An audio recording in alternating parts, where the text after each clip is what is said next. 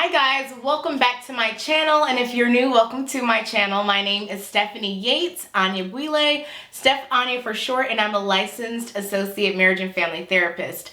This channel is for fellow therapists, those thinking of becoming therapists, and those who are using therapy techniques to create their best life.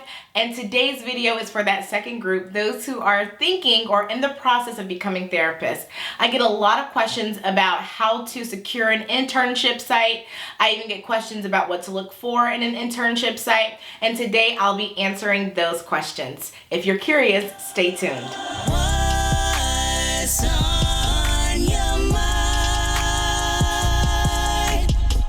Getting an internship can be a very scary process, nerve-wracking process, and we've all heard the horror stories of people who have had to wait for a year to finally book an internship or supervisor, or have had to jump from site to site. So I don't want to give the impression that this is a how-to. This is more of a how I did it. So I'm going to just explain to you the things that worked for me, and I'll tell you why I think they worked as well. So for those of you who have seen my video, I quit my corporate job to work for free. One of my roles at that job was literally to call into these Fortune 500 companies and try to book a meeting to talk about the product that my company was selling. And so that taught me some techniques about follow-up as well as reaching out, and I'll share some of those with you today because I think that's really what helped me land the first internship that I interviewed for. And so many of you are familiar with the term cold calling, and that's essentially what I did. I was lucky enough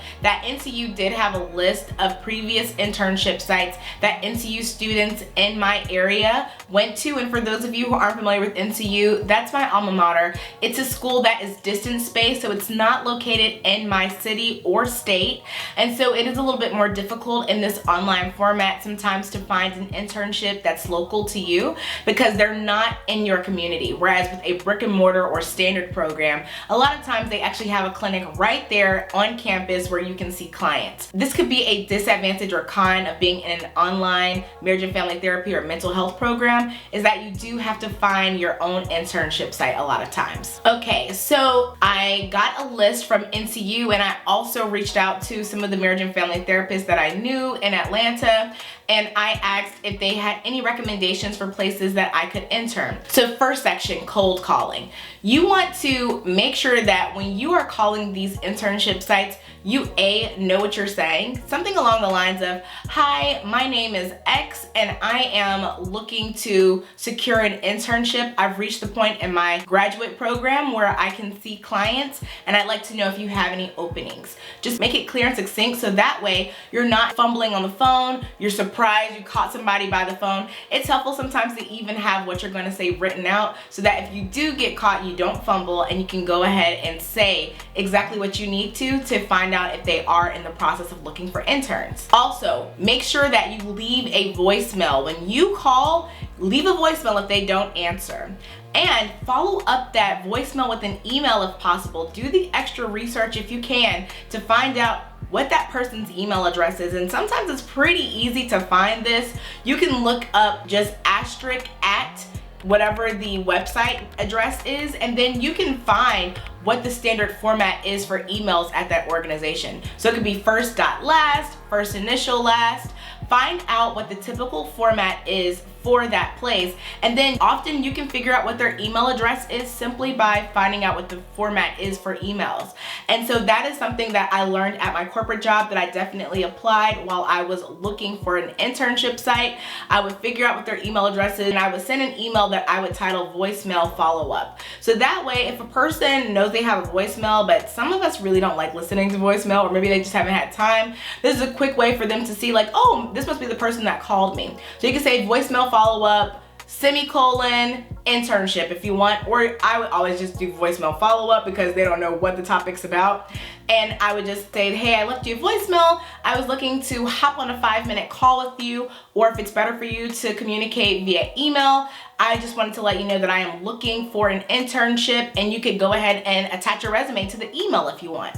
So that's one of the benefits of an email, is that you actually can give more information for them to peruse, even if they're not ready to commit to a call. So that's my next tip. Make sure you send an email after that voicemail when possible. And know that sometimes you're gonna get bounce back emails. Sometimes people no longer work at the agency, or sometimes you just got the format wrong, or they might be a specialized case, but it's always worth a try. Another tip, when you are sending that email, use your school account. So don't send it from a Gmail or Yahoo address, from any account that makes it clear that you are a professional. So if you have your own business somehow, or maybe you're already in a similar industry, send an email from that account. Even if it's not an account that you regularly check, that can build your credibility. Another important thing to think about when you are trying to secure an internship site is who to call. Most often, you might be able to find the clinical director or the supervisor for internships. You might find someone listed as a supervisor. These are all good areas. You don't want to just call random people. You want to call someone that can help you, but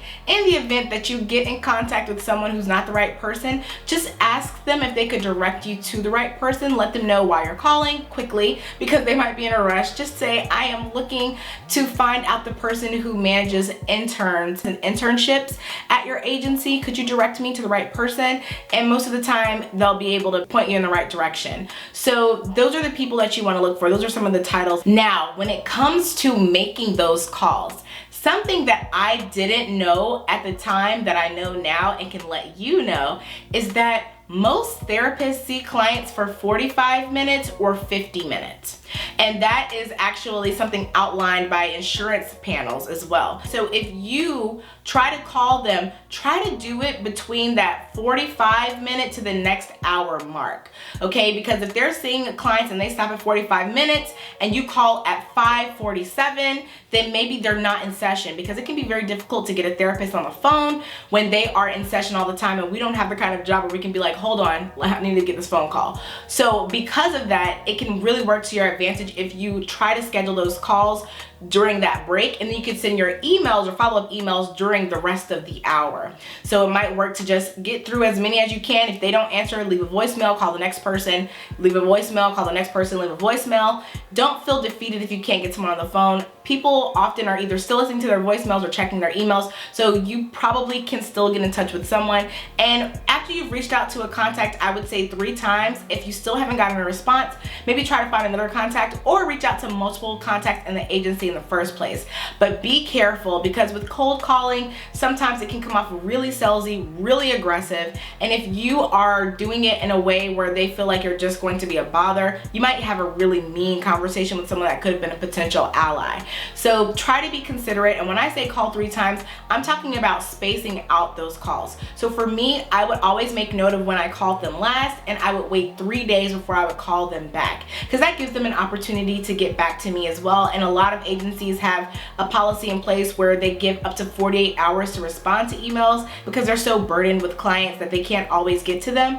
And so I would give 3 full days before I would call back. And again, that's another technique that I learned in the corporate world that I applied when I was looking for internships. So I was totally comfortable cold calling, leaving a voicemail, and leaving an email. And so you also want to know, of course, when to call. Now, let's say that you finally got through to someone, they are excited to have you come and interview.